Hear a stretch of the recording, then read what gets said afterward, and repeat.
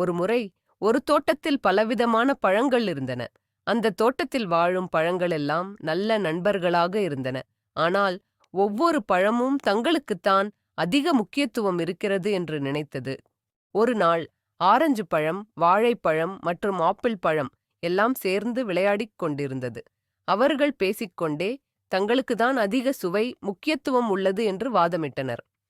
Apple சொல்லுச்சாம், நான் தான் ஆரோக்கியம் நிறைந்த பழம், என்னை அனைவருக்கும் பிடிக்கும். ஆரஞ்சு சொல்லுச்சாம், ஆமாம், ஆனா எனக்கு தான் அதிக சத்துணவு, என்ன சாப்பிட்டா உடனே வலிமை கிடைக்கும்.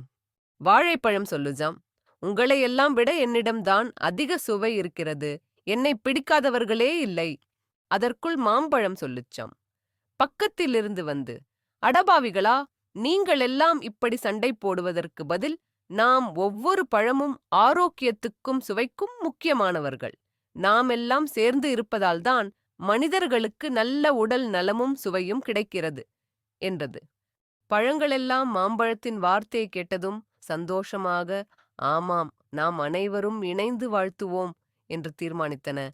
அன்றிலிருந்து தோட்டத்தில் இருக்கும் பழங்கள் அனைவரும் மகிழ்ச்சியாக சேர்ந்து விளையாடிக் கொண்டிருந்தன. ஒவ்வொருவரும் தனித்தன்மையுடன் அழகானவர்கள். ஒற்றுமையில் பலம் உள்ளது.